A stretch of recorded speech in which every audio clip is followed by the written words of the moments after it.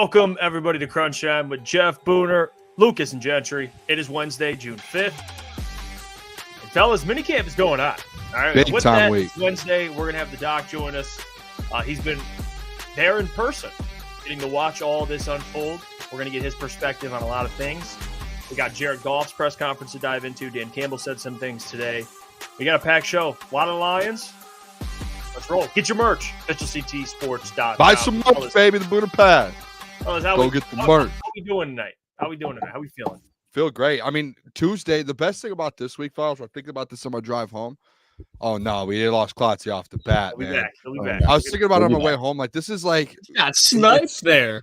It's such a tease that we get some of this football for, like the mini camp. You get videos and the people media is there for the whole week. It's like a tease, and then you just get nothing for a month. So, like, I'm taking in all of this football that we have today. I loved everything about today. Yeah, I've been a little bit out of the loop the past 2 days, but I'm excited. We got the doc on. The Wednesdays, best day of the week. So I'm excited. Hey, it's the doc show. We're just here. You know, we're just fair. Yeah, we're just hanging out. And by the way, you can check out Doc stuff at Detroit Podcast. Yeah, baby. He's been posting a lot of stuff on Twitter. And one of those things was a video of Mekhi Wingo. It looked like Mekhi Wingo playing a little bit of O-line. They were just going at it. No, but in all seriousness, they were just battling out there. And John posted a clip. So let's see what John picked up here, because this is the stuff I live for. And Broderick. Right? Mekhi and Broderick Martin battling. All right, this is what mini camp's about, ladies and gentlemen. Look at this. Look at the big fellas just going at it. Hey, did I see a Broderick? I mean, a little twitchy. That was a good burst. Good burst. Man, was it? That was beautiful. I probably would have held my own, but good burst. I don't think it was like a draw. I could be wrong. I read the comments after, and a lot of people were saying it was probably a drill to where like Mekhi's not supposed to really like put pressure back. It was like let Broderick do that, because some people like we tweeted it out too, and I was like, oh, Mekhi versus Broderick, and then everyone was like, oh, Broderick, but I'm like, Mekhi's letting him do that. Like if that was a one-on-one, like they're probably taking turns. Just working on their. Broderick looks good though. He does. Can you rewind that? Yeah, I don't think Mekhi was supposed to fight back in that rep too much, but but Broderick looks skinny.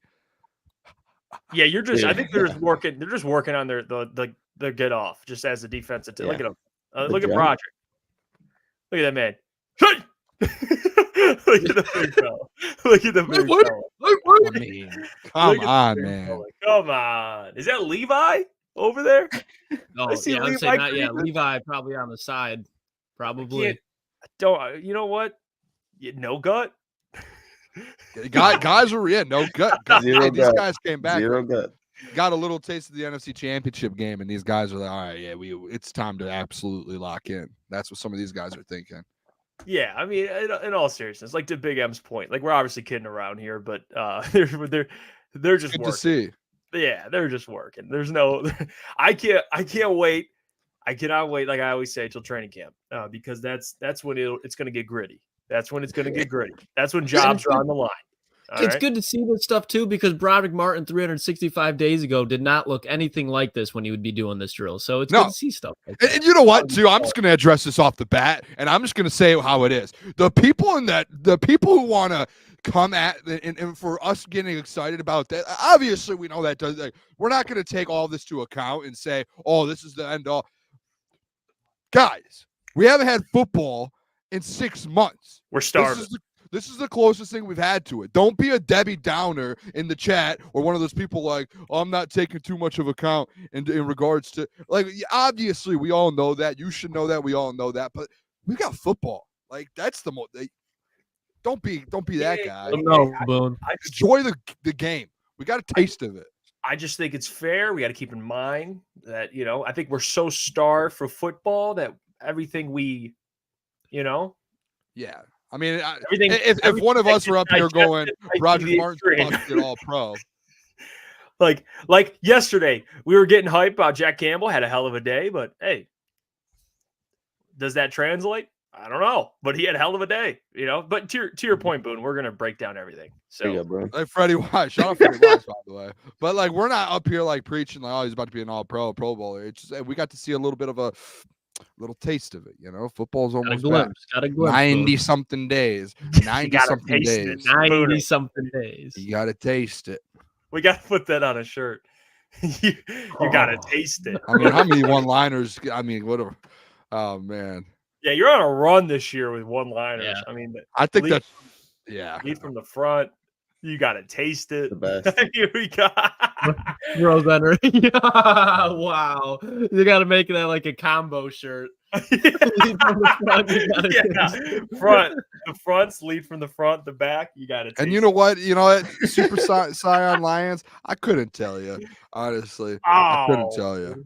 Come on. The man there's something. I've worked with Jeff a long time now, a couple years.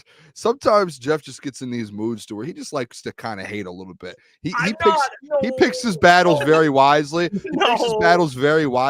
There's just times where Jeff just like, hey, this guy, I'm picking that battle, and I feel like hating today. And then when you do that, you can't backpedal on it. He's tried. Booner, he wasn't officially supporting the Booner path at first. Exactly. He picks his battles to hate. He was like hating the Booner path to start too. It wasn't even he wasn't supporting it. He was trying to end the whole path before it even got started. He was questioning the path. Yeah, it was bad actually. Integrity. There was almost hands thrown. I will say that Matthew Batts was an opinion. I don't think he'll make the roster. I said he's a great human being. I'm sure if he has a kid, he's a great father. If he has a wife, great husband. But I just don't think he'll make the roster. But yeah, Booner, there is a little bit of truth to that though. I do pick certain hills and I do die on them. Which is fine. I truly respect that. And I do the same thing. And sometimes it's kind of on the opposite side. Instead of hating someone, I'll pick a hill and I'll die on that person to do great, or the Booner path. Like Josh Allen. Yeah, like we all do that. We all have those faults. We all have those guys. Yours, you just like to hate. Me? Matthew Evans became a crusher for 4 months. We appreciate you. He says Arnold had a hell of a day today against St. Brown, all-pro season as a rookie. I don't know about that one, but he did have a day. We're going to get to that with Doc, and we're going to get to it before, because Terrion was matching up with St. Brown a lot today. And that's like the progression of minicamp and just the progression of the offseason is kind of ramping up and just throwing these guys out there, sink or swim. And Terrion held his own a little bit. He was out there holding his own a little bit, going up against an all-pro wide receiver, an elite route runner. Sounded like Terrion too was with the first defense all day long. Like, I know the last couple of days we talked about guys rotating, and you saw Kendall Vildors and different guys getting into that first group. Kind of today, from the reports that it was shown today, we can ask the doc this. It was Carlton Davis and Terrion Arnold were the two guys on the first team the whole time. So that's very good news that they already instantly, like today was his first day back off the injury, and he instantly was running with the first team, and it was the whole time too. It wasn't just like, oh, we'll rotate you in. No, he was the number 2 corner all day long today, it sounded like. Well, let's get to this. Anakin Skywalker became a member for 2 months, Crunch member. We appreciate you, Anakin. He says, anyone see that Sutton is back on the Steelers? We actually did. It's right here. Booner put it out. And yeah, he is back. Tom Pelissero, credit for him for breaking the news. NFL News, former Lions cornerback Cam Sutton is signing with his former team, the Pittsburgh Steelers. The Detroit Lions released Sutton earlier this offseason. The Lions then upgraded the cornerback room with Carlton Davis, Amik Robertson, Terrion Arnold, and Ennis Rakestraw Jr. He is back with the Pittsburgh Steelers. This is probably the most expected outcome, to be honest, guys. Like Mike Tomlin, he seems like that kind of coach that, hey, he's he feels that he can save them. That's like he's the guy that'll they're broken. I can fix them. Yeah, I can help them. And Cam Sutton obviously played really well in Pittsburgh, so not surprised by this at all. So hey, see you later. I don't think they even did the Lions even face the Steelers this year? I don't think so. So you wouldn't see them. No. They played them. They played them like the first year of Goff. Remember they went into Pittsburgh and it was just a tie. It was one of the worst games of football I think I've ever watched. God. That was the Mason Rudolph versus Tim Boyle, or was that David Blau? Was that Tim Boyle, I think? Might have been Timmy Boyle. TB12, baby. Tim Boyle was a brutal watch. He is honestly probably the worst NFL quarterback I've ever seen put on a shoulder pads and helmet. Jesus. The man threw more interceptions and touchdowns in college, and he made it to the NFL. At UConn. Right. At UConn. Well, Sorry, yeah. Real quick, I'm interested with Cam Sutton on like the cap space and all of that, because the Lions were going to take a bit of a hit before, releasing him when they did. I think there was some sort of, I don't even know the details to it, but like the fact that he got picked up by another team in the same offseason, there has to be some sort of, I don't know, the Steelers take on all of the the cap hit that the Lions were going to. I don't know how it's going to work, because he probably still has to make the team, and like I don't know. I'm interested to see how that plays out, unless you have some details. I believe the Lions, in Cam Sutton's contract, there was a clause that they can get out of the money. I don't think it was until June, though. I'd have to double check, but I thought Eric Schlitt said something like that. I do think there was still a dead cap at some point. Oof. I think even then, though, I think there was still like some sort of dead cap, whether it was like even like $2 million. I think there was something there, but like I don't know. I could be wrong. I would probably just ate it, to be honest. I wouldn't be surprised. But if he goes to a different team, like even if you ate it, say you did, or there was a little amount that you had to eat, like I would think that since he signed with the Steelers, that instantly that goes to the Steelers, and you don't have to even touch it. Yeah, I don't think it matters. To Ryan's point, even if he didn't get signed, the Lions are going to get money back because they had a thing in his contract. Which I'm glad the Lions do things like that. I think most teams do, though. In case a situation like this pops up, you have a way out of it. So we'll see. We can ask John about that too. But let's get to this super chat real quick. Mike Reed, thank you for the $2. Says, what about heated jackets for a merch idea? Heated jacket, very very. Never had a heated jacket before. Might Mike. need that for the winter time. Yeah, that's a great idea. We'll look into that. Before we get to Dan Campbell, because we're going to get to that in a little bit here. Actually, let's do Dan Campbell first, and then we'll do Jared Goff, because Jared, he spoke on Khalif Raymond, Terran Arnold, to JMO. So let's go to Dan first, because Dan talked about the wide receiver battle, which I know we've spent time talking about, and Darius Fountain. By the way, Fountain. I thought it was Fontaine. That's another L by an Italian, using the ain at the end, but it's Fountain. All right, so just want to make that very clear. Way to have accountability, Jeff. It's all right. Yep, accountability. He commented on him, and we played the video of him making that pretty good catch. It was basically like 7-on-7. There's no one had pads on, but still he was out there making some plays. Not Quintez Cephas level. I know, but because if he would have, Lucas, you would have had him higher on your radar. So I would. I sign to the roster now. Yeah. I love using that. It's the most. It's definitely a rumor that I just keep pumping out in the universe, even though it's not true. But here's Dan Campbell speaking about the wide receiver battle and kind of how interesting it's going to be closer to training camp. Let's check it out. He's getting some extra time with Goff, and he's in the mix. I mean, he's a guy, he knows. I mean, we still have a spot open. I mean, we've got a couple of spots, We know what Saint is. We know what Leaf can bring to the table. We like where JMO's going, but, I mean, there's still – you go 11 personnel. We've got another spot over there. So, he's getting some – Hey, there are going to be some dudes. It's interesting. There's a battle. Fountain, Leaf, DPJ. Antoine Green. Yeah, no, like there's an actual wide receiver battle. This is what I hate to say this. This is what I was talking about before, about how you're having the battle, and it's awesome to have a wide receiver battle and give guys opportunities. And hopefully one of these guys comes out on top and is legit and can give you that wide receiver 3/4 kind of deal. But this is what I was talking about, going out there and signing someone, Zay Jones or something, just because now you're in this battle to where last year you had Josh Reynolds as a lock, that was your guy. Now you're in a battle for that spot's there, which is fine. That means the best man. It's the same thing in the corner room. Best man comes out on top. Who's it going to be? That's all. That's all it means. I wonder too, just because I think it was pretty obvious he didn't mention DPJ, and the fact that we really haven't seen DPJ much on the field for the Lions, if he's trying to keep that kind of as low key as possible too. I wonder if there's some strategy where it's just he does not want anybody knowing about what DPJ could be in this offense. You don't want to say he's a wide receiver 3 and you got to prep for when you could be possibly expecting Khalif Raymond. So I wonder if that has anything to do with it. Yeah, and Booner, you've been preaching depth no matter really what the position is as far as the Lions go. And, I mean, that's pretty much what I got out of that. The Lions have a lot of depth at wide receiver, and that he is comfortable with some guys, and some guys still have to go out and show out and earn their spot. But other than that, it's it's going to be a battle, but it's going to be good because you're going to have a lot of guys working for that wide receiver 3 spot. A lot of guys, not expecting, to even maybe have a job in that wide receiver room working because, Dan Campbell's leaving it open. The guys have to go out and get it. So I like it. I think Darius Fountain is going to be that. He's bringing that Tom Kennedy energy. All right. That's that Dylan Drummond energy. I think he could be the next, he's making some plays maybe in preseason and everyone's looking over like, who is this guy? And there could be a team that possibly tries to swoop him up. I think the Lions are going to try and keep. He's making some more plays. And there's another wide receiver too that's been making more plays. And we'll get to it later when we get through, because probably Detroit has a day 2 breakdown. And that's Caden Davis. And he's I've been seeing a lot about him too. He's been playing with Hendon Hooker out there, and he caught like a 40-yard bomb today from Hendon Hooker.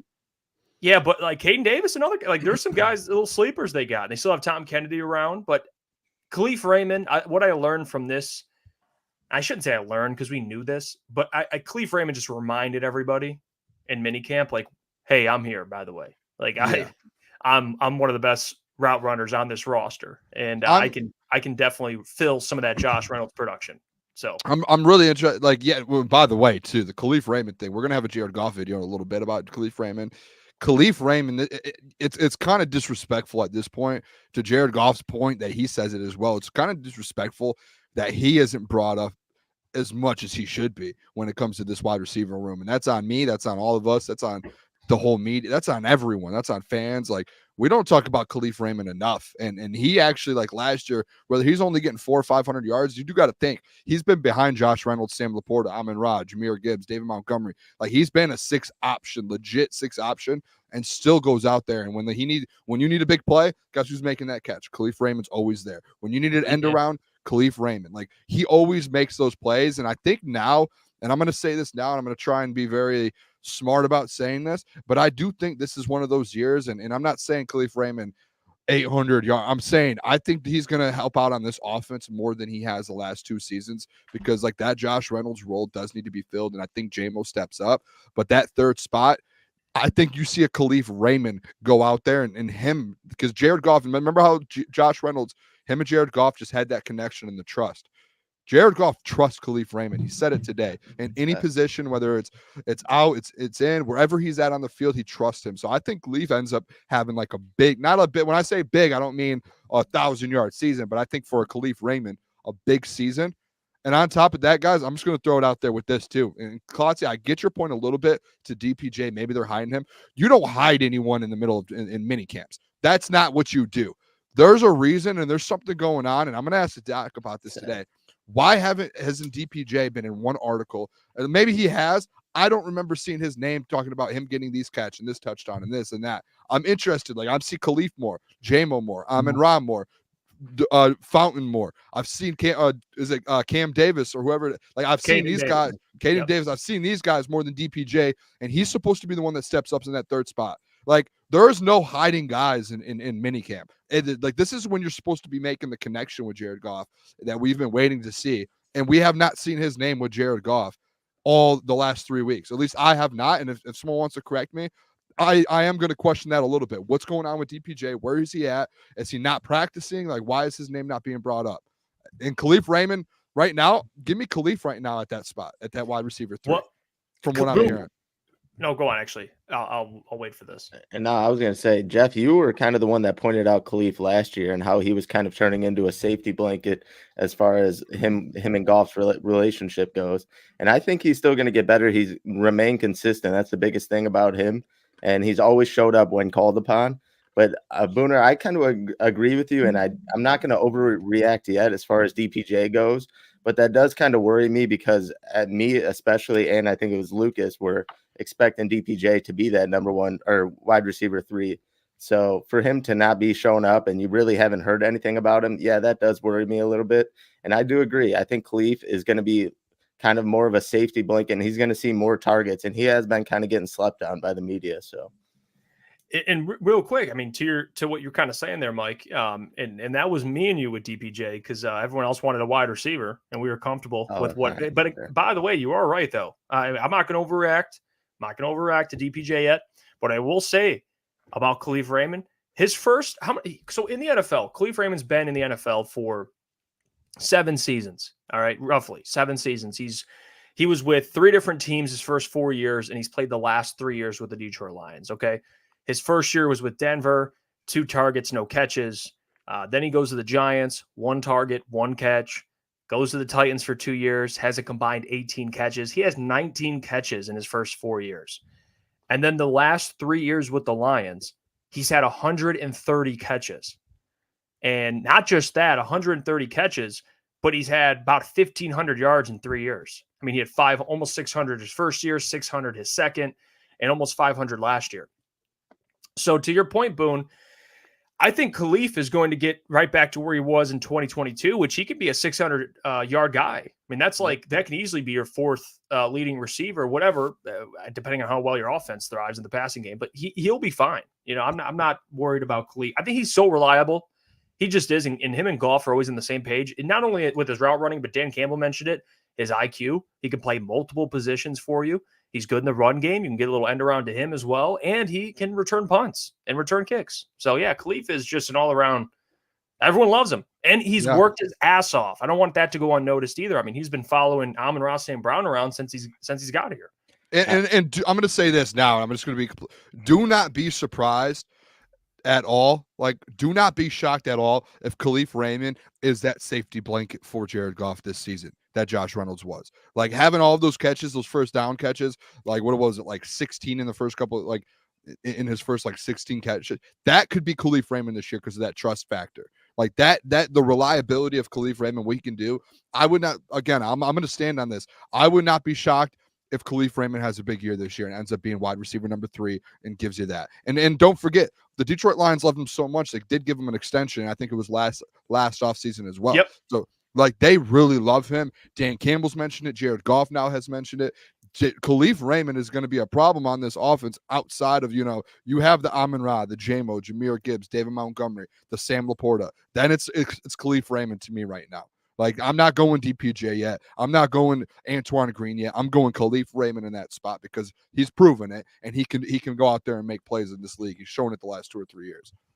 And Jeff, you kind of mentioned Amon-Ra and how him and Khalif have been working together, and Khalif's been sticking by him. Do you think like that kind of helps? Because Amon-Ra and Khalif, they're definitely not the same player by any means, but they run very similar routes. Don't get me wrong, Khalif is no Amon-Ra St. Brown, but those two being very similar and kind of running the same plays, do you think that helps with Goff, like kind of being more comfortable and like settling in with Raymond?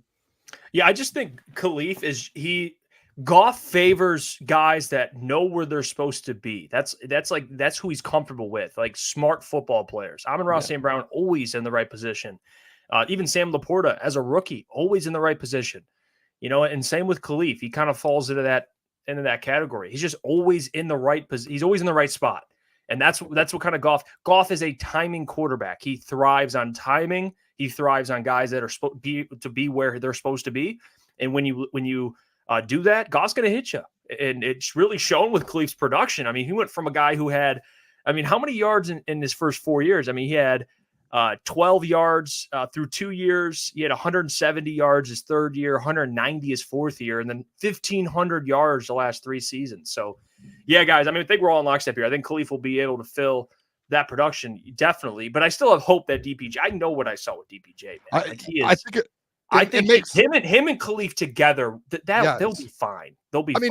Guys, Khalif Raymond's averaging 560 yards in every season so far with the Detroit Lions, like per season, if you do the averages out. So don't sit there and think like Khalif can't be wide receiver number 3. If DPJ comes in and ends up stepping up and helping kind of replace that Josh Reynolds role, a bigger wide receiver, bigger body, can go up and get a ball. If he does that in that Josh Reynolds role and he ends up giving you, honestly, like 300-400 yards, 4 or 5, like if he does that, that's kind of that's great.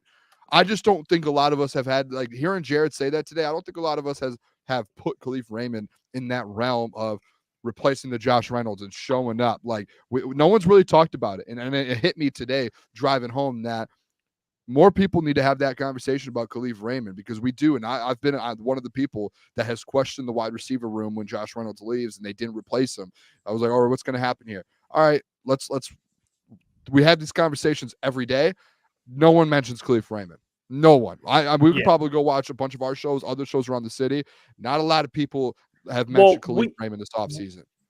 We definitely didn't mention him as much as we probably should have. We for sure mentioned him. I don't want to act like we forgot about him, but no, you know what I mean, though. Yeah. Like we always talked about like, oh, do they need? Well, that was the debate we had is do they need to sign somebody? And we felt like with the mix they have. I mean, you even threw Antoine in there with Khalif and DPJ, which I'd love to ask John about Antoine as well, just the wide receiver competition. And we didn't even, honestly, guys, we didn't even bring up Isaiah Williams, who they signed and they gave a lot of guaranteed money to as an undrafted free agent. So, yeah, it's definitely one of the more competitive battles this offseason. I want to get to this clip. Dan Campbell praising, Levi Onwuzurike potentially again. I mean, he talked about Levi and Josh Pascal. Yeah, and those guys kind of making a jump. And did we play this yesterday? No, this happened today. I put this tweet out today. I clipped it today. This was the press conference this morning. Man, he is. so 2 days Levi ago, has been really. That's why I was sitting there going, did we talk? So it's a new. Essentially what happened was Dan Campbell going into yesterday, I think, said something about how Levi is one of those guys who's taken a step forward. They had practice yesterday again after the press conference. And then again, Dan Campbell had this to say about Levi and Josh Pascal. But and then to be honest, even after today, after Dan said this, Levi went out there and had 2 more pressures and another sack. So he just keeps building and building. Oh, interesting. All right, let's play the clip here. Every time we get in this, I hate talking about. I just want to be careful because we're not in pads. Okay, I just want to reiterate that. But Levi is having a really good spring. Levi, Pascal is too, but Levi, because of where he's come from and all he's had to deal with. I mean, this guy just he's continued to rehab. He's continued to train his body and work. He's put on weight because, his back can handle it now. We got him through last year to where he's able to bank some reps, and he's having a really good spring. Okay. And so I like where both of those players are at right now. I mean, Levi Onwuzurike. Interesting. That's a curveball. I didn't expect Levi to be, getting praise. And I get, again, Dan Campbell clarified it. It is early, but to his point, what he's seen so far, because he I didn't even know this. He had to put on weight, but also maintain quickness and make sure he's in good shape. And he did that. And I read some of the reporting as well. Levi was getting some pressures. Again, they're in pajamas, but still, Levi looked quick out there. Boone, he was out there getting work. He did. I'm interested, honestly, guys. If Levi Onwuzurike, I'm not saying he's gonna, because this is the training camp or the mini camp thing to where we can't really assess until pads get put on in training camp. But to Coach Walk's point, it's good to hear, because if Levi or Josh Pascal, if we've been waiting for them to have that breakout year, it's always been develop. And you're like, oh, he's going to do it this year. You're what, year 3 now with both of them? If just one of them makes a jump, that helps your defensive line out so much more than people know. Like, you have been searching for someone to help out Hutch and to help out this depth and commish. And like, if Levi Onwuzurike ends up making that jump and ends up actually just giving you anything, that is such a big deal for this defense. I don't think people understand that. Like, that is huge for this defensive line. Like, it's going to be a massive step forward for this defense as a whole. If you just get a depth of a guy that you drafted that you've been waiting for to take a step forward. That's what makes me so excited about this. And I'm sure with Dan and all of those guys, like, just please give us something this year. Yeah, no, that's exciting. And I'm kind of going to still have to wait and see on Levi. Obviously, this is good news. Like Booner said, if he actually pans out and a few of these other guys pans out, like, what it means for the defensive line is only going to be up from here. I want to call on our friend Lukas right now to talk to Levi, but I don't know if he's in yet. Yeah, the Levi Onwuzurike, it's like you're getting sold a false, like some false goods. It's like, it's a little fishy. It's like the guy who scammed you already. He's like, I got something else for you. And you're like, hold on. Like, you're just being cautious. You're just seeing what I don't know if I'm getting sold something that's not real, Or is it fair for me to get kind of excited? Because to Boone's point, if one of these guys can just take a step forward, even Josh Pascal, who, I've been high on since he was drafted, and he's coming along slowly.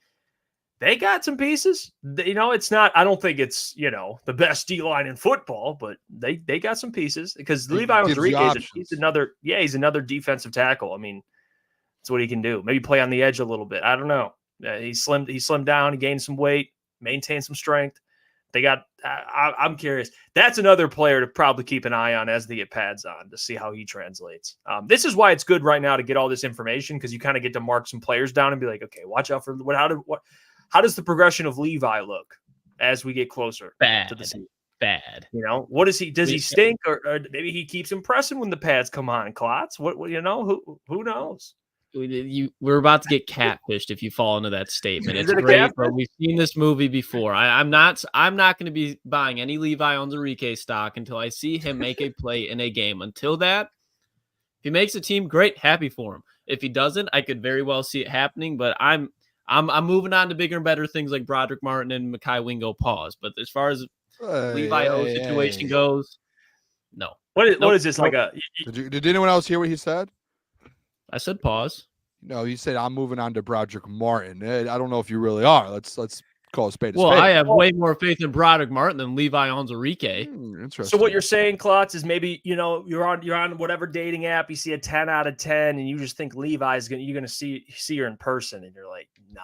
No, it's like one of those things where it's like a 10 out of 10, but then as you read the captions, you're like, this is not English. Like, oh, it's a bot. It's a bot. It's a catfish. Like, oh, no, this is probably like a 40-year-old dude sitting in his basement trying to get some money. No way.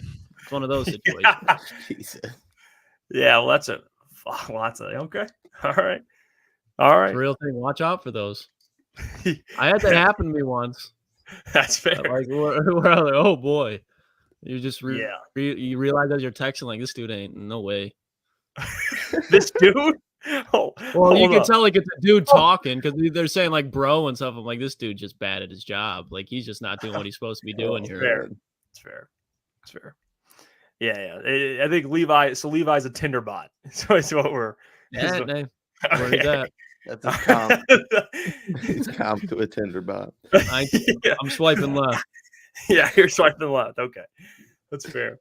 Before we get to John here, I do want to play a golf clip, at least one. There's three. There's the Terrion one. He talks about Khalif and he talks about JMO. So let's play Khalif while we're talking about Khalif, and then we'll break it down and then we'll get to because Lucas, you didn't really get to share your thoughts on Khalif Raymond and if you could fill some of that production. So here's Jared Goff on Khalif Raymond.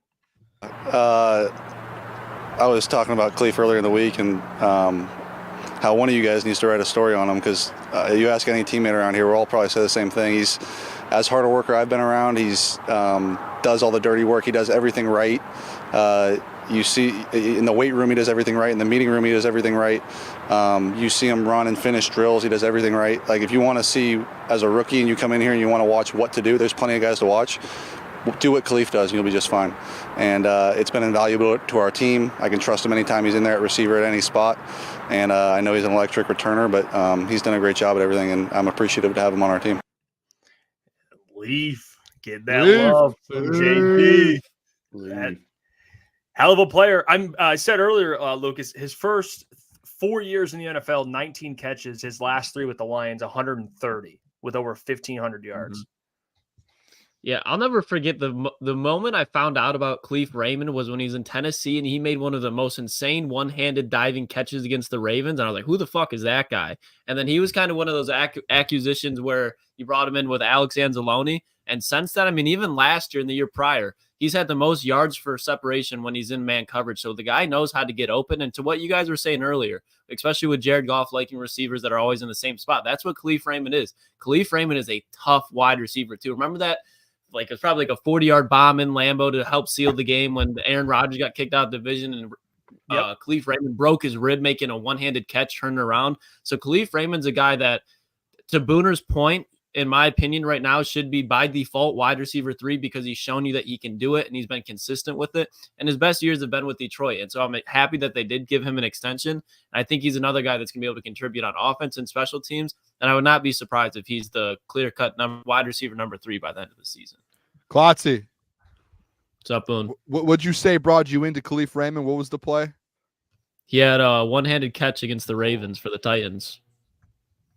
One-handed catch, bro. Holy cross. I was like, who the fuck? I literally watched that catch. I was like, who the hell is this guy? The man was going nuts at Holy Cross. Shout out. Anytime Klotzy see one of those one-handed catches, man, he reels him right in.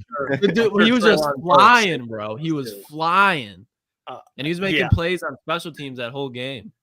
Yeah, he is. I mean, he is a great example. What Jared said that stood out to me there is, if you're a young receiver, just follow what Khalif Raymond does.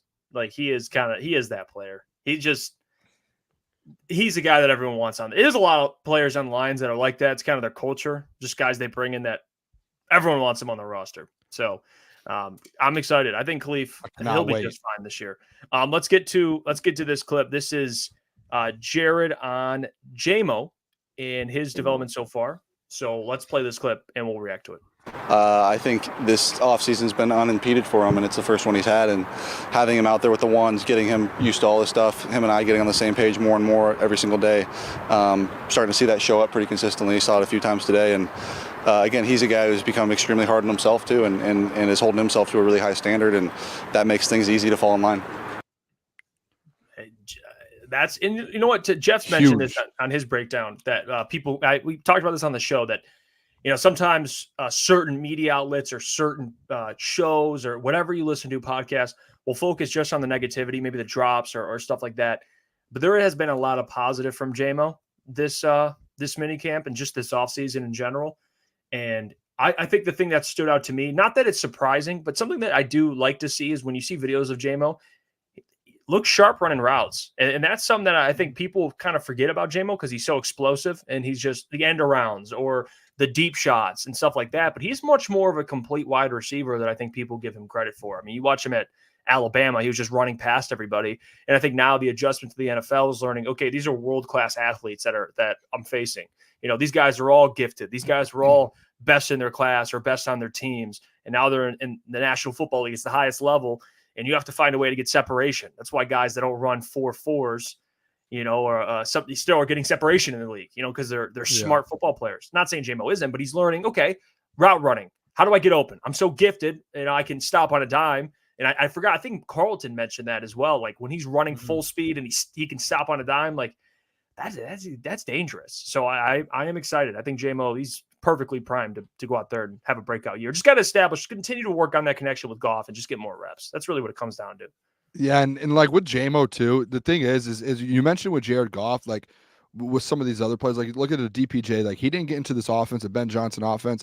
Jared Goff, like he trusts certain guys. He's shown that across his career, and especially the last couple of years in Detroit, is he trusts guys are going to be in spots. He kind of builds a rapport with receivers, and that's when he starts getting you the rock. And it feels like now, like you heard it there from Jared, like now he's starting to get more comfortable with JMO. And like he's been with him now, 2 years? This is the first full-time off season that he's able to work with JMO, and those guys are able to sit there and get a one-on-one and kind of build that rapport up. And like you're starting to see it now, like the Lions, and I just tweeted it from our account right before the show, you know, and then all these articles mentioned that like JMO today shook Carlton Davis, beat him off the line, made a move, and ends up getting like an over-the-shoulder grab downfield with Jared Goff. And you're going to start seeing things like that more with JMO. And I like last year, the feeling with him was, yeah, he only got 2 or 3 targets a game, but you could tell it was like setups. Like it was plays to where like you had to set the JMO play up, whether it was a deep shot or it was an end around,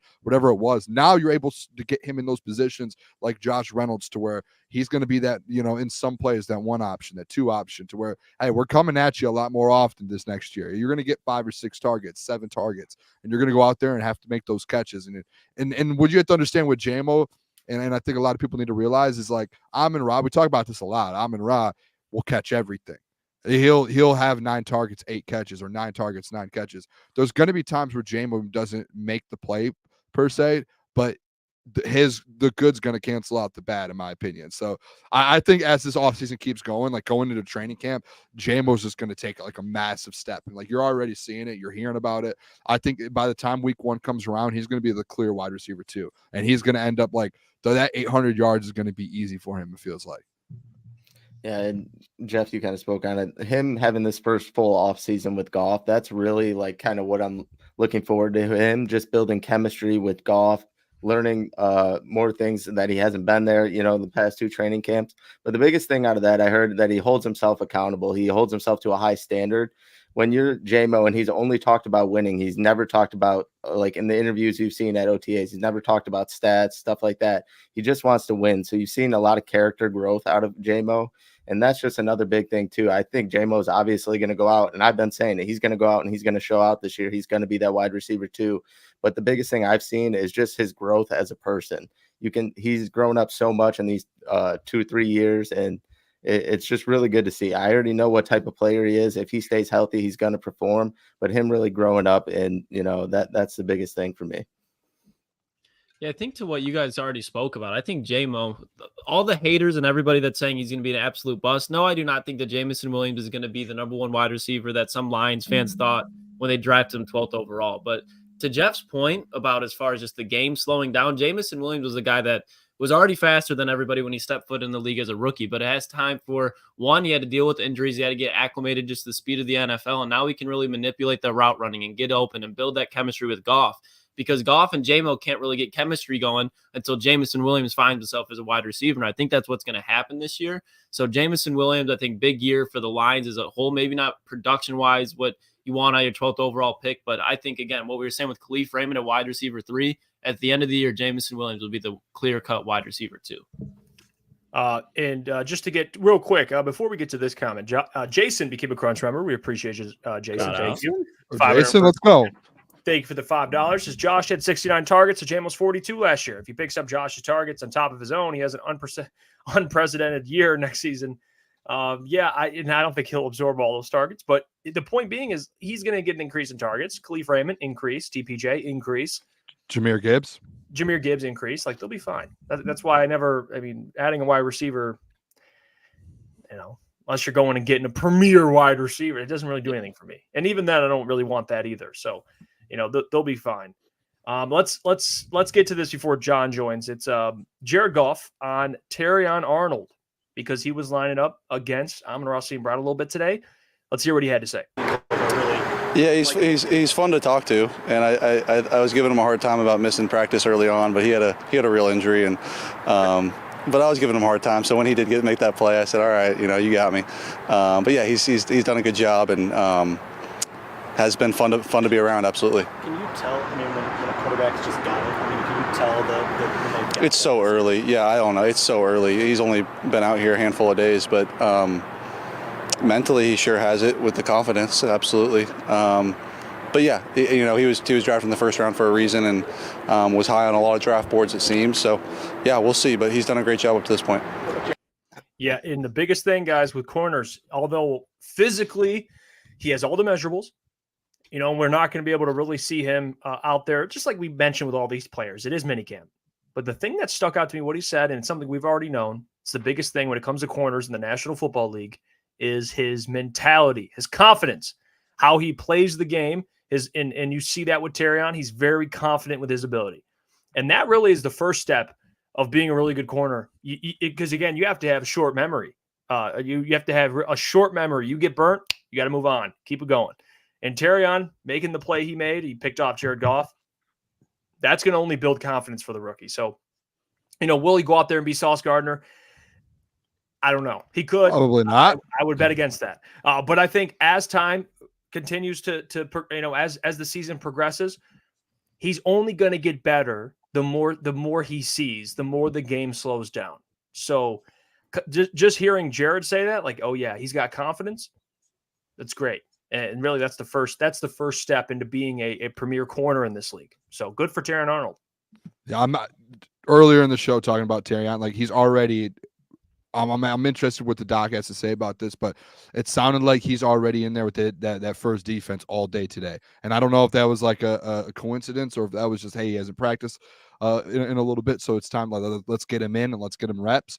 But the confidence is like, I've talked about it before, him getting drafted here in Detroit, having the confidence, and not a lot of guys would do this, to go back out on the stage or stay on the stage, say, hey, let me get that mic and address, what was it, 400,000 Detroit Lions fans right there, as now knowing that, hey, corner is the biggest position of need on this Lions team. I'm about to step into this after what we just went through with Jeff Okudah a couple years ago. Like, that is massive. Like, that confidence.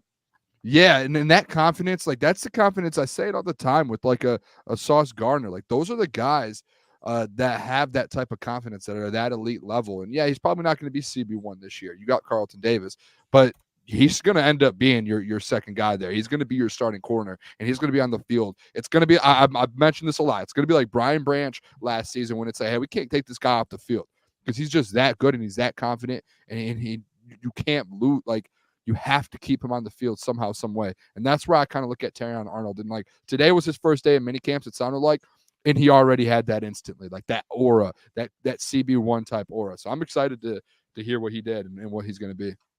I can't wait to see him pick off JJ McCarthy. It would be so satisfying. He gets his revenge for the playoff game this year in college, and Justin Jefferson just got re-signed, but you still got to have JJ McCarthy throwing the ball. And unfortunately, I think for Vikings fans, especially early on, it's going to be a disaster. And it's going to be a disaster, but that's only going to help Terrion and the rest of this Detroit Lions secondary confidence grow. And they're going to be just playing good ball, especially against JJ McCarthy. Yeah, I mean, go on.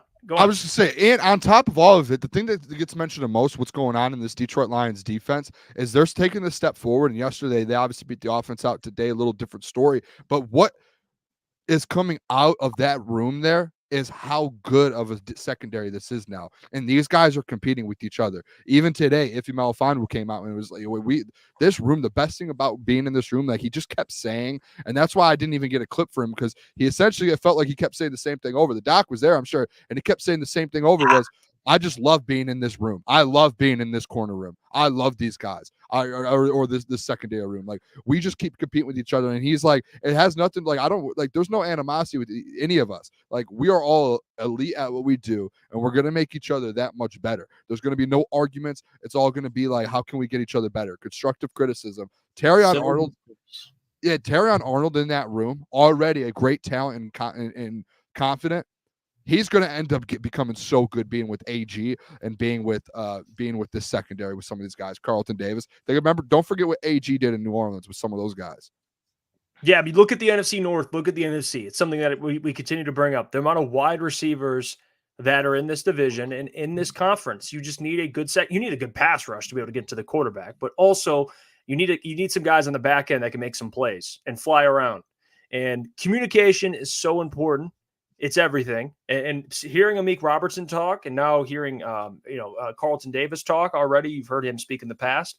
These guys are all in lockstep. So it's going to be a huge test. I mean, Terrion Arnold, week 1, is probably going to be facing Puka Nacua or Cooper Kupp, for that matter. Either of them. Barbecue chicken, ETN. So and I'm excited. It's going to be a big test for him, but you can't deny the man has confidence to be able to have that. He probably wants that matchup, to be honest with you. Oh, yeah. Matchup that I don't want is having John Maakaron. I don't want no smoke with him at all. I don't. But the doc, he's blessing us with an appearance today like he does every single week. So let's welcome him to the show. Publisher of All Lions and host of the Detroit Sports Podcast. Check out All Lions, man. John is grinding. Link is in the description. It's really where I get all my Lions news. And please welcome in John Maakaron. John! Fellas, look at you, John. Man, I'm feeling good. Tan as can be, having a good time. Started the week golfing. Now mini camp. I'm having a good time. And as someone said, yes, of course, finishing the day off strong. Yes, sir. Boys, thank you for having me. I'm looking forward to talking mini camp or whatever it is you fellas want to talk about. It's been a great day. I'm pinching myself. Got to watch Lions football and talk to Jared Goff, and had a one-on-one chat with Sione Vaki, and it was a good day today. Minicamp's been fun. I've been enjoying it. For many of the reporters, it's winding down because next Monday is the last media session, but I kind of just wish it wouldn't end. I'm kind of feeling in the groove and wanting to keep talking about and following this football team that's starting to look like one of the best football teams in the NFL, and it's great to be around it. Yeah, John, I mean, I'll start off, and we got a lot of questions for you because obviously you were there. You got to see minicamp. I'll start by asking you this. Amik Robertson, hearing him speak, and Amik is somebody, there's so many guys in this secondary, especially at corner, that are going to be competing. And Amik Robertson just seems like not only the coaches love him, but I'm starting to love this guy, John Maakaron. And I want you to give your thoughts on just how he's looked so far. And I think there's a really good chance that you see him starting or at least playing a lot of snaps come the season. But what's been kind of your takeaway from Amik Robertson so far with the Detroit Lions? No doubt. Competitive. And you recognize this is a football player that when he came from the Raiders had everything on tape that the Lions like. He's competitive, he's gritty, and he makes plays. And look, he's going to give up a play and then he'll come back and battle. He had a nice pass breakup today at minicamp. He's around the football. And you look at it and you got a guy that embodies what the coaching staff wants. He does everything that they will ask of him. If he needs to be on the outside, he'll go there. If he needs to play nickel, he'll be there. He'll just be somebody that is an upgrade over what they had last year. And you recognize the competition level that you have, like you guys were talking before I came on with Iffy in regards to the room. When you have great competition, that's just going to be great for Rakestraw to see what a pro looks like out there at that spot. And you just have, when you have players like an Amik Robertson that can do it all and can produce at a higher level than what you've had, that gives Aaron Glenn options. And that's all you can ask for is that, hey, if he needs to be in the nickel for a spell, then he can be there. If it's Brian Branch, that's a great opportunity. I was just talking with the other writers at All Lions, just saying, man, the opportunity that we get to see in terms of mixing and matching in the secondary. Dan Campbell said it on Tuesday. He said, I don't know who the starters are in this secondary. And that just can give a guy like Amik Robertson a lot of confidence that he can do a lot of things. And if he plays well in the preseason and he's out there making plays and in training camp, then look for him to get a lot of reps, like you guys said. And I just think that his impact in the room can only be great for Amik, for Ennis Rakestraw, who's also now getting in there, getting in the mix and learning the game. Yeah, and I want to bring up defense as well here, Doc. Obviously, you were watching both of the practices yesterday and today. And some of the biggest news, especially with the defensive line, Levi Onwuzurike, and in back-to-back days, I think Dan Campbell's mentioned him, and then he's followed it up with big days. It sounds like, what do you think's going on with Levi and Josh Pascal? And even with that kind of extending it, the Broderick Martins and Mekhi Wingos and just that defensive line in general, too. I know we were actually talking before the show about Davenport, like he's hurt already, and it's like, what's going on with him? But what's your assessment of this defensive line, and especially the Levi Onwuzurike news? Yeah, it's great news. Look, you recognize that this is a guy that's battled with a back injury. If you remember, go back to when he was drafted. I don't know if they probably blurred it out, but he came in and he was like, I'm coming here to fuck shit up. That's what he said to the reporters day one on Zoom. He was like, I'm here to cause havoc. And then unfortunately, kind of has gone down the injury path, hasn't had much impact on this defensive line, but he's bulked up, he's healthy, and he's a guy that's battled. And that's something that earns a lot of respect and credibility with the coaching staff, somebody that's grinding. And listen, there's not many regrets I have covering a football team, but when Dan Campbell says we're only in pajamas, it stinks that there's no hitting, because there would have been moments, guys, where Levi Onwuzurike would have destroyed Hendon Hooker and Jared Goff. It's great to see when he gets his bull rush in there and he has an opportunity to battle and get there. He would have sacked the quarterback a couple times today, and one of them he would have directly smashed right into Hendon Hooker. It would have been great to see live. So this is a guy that is going to need to battle for a roster spot, because he is behind Josh Pascal, maybe even behind the others as well in terms of Kaminsky and the new additions as well. So he's going to need to battle. He is probably right now, look for it later this week, we'll do probably a revised depth chart or a revised 53-man roster projection. But right now he's looking as a guy that's on the outside looking in, but with a nice training camp, with solid productivity. He's put together nice mini camp performances. And he said, look, yeah, he did take the compliment from Dan Campbell, but again, it's always prefaced by they're not wearing pads. They're not going exactly full on, but there are competitive periods. They are battling. They are grinding. And when training camp comes, we're going to pay attention to a name to watch is Levi Onwuzurike. If he can contribute, that's another option you have to sack the quarterback. And this is a guy that's going to be looking to stay in the league. And if it's not in Detroit, he's going to be looking to put some quality tape for the rest of the league. And so at 300 pounds, he says that, he's adapting to it well. And his job is to go out there and make plays. And I think he's going to be able to compete at a high level on this defensive line. And I just think that it's going to be great to see when training camp rolls around. Yeah, Doc, and a guy that I told you a couple weeks ago that I wanted to hear from more on a regular basis, but you just said that you had a chance to talk with him one-on-one, and that's Sione Vaki. What are your takeaways so far for my favorite pick in this draft? Yeah, it's always great when the crew is walking out. And so I caught him when he was walking with the rest of the running backs. So it's 50-50 if they're going to say, hey, yeah, I'll talk to you when they're walking all together. But he was gracious with his time.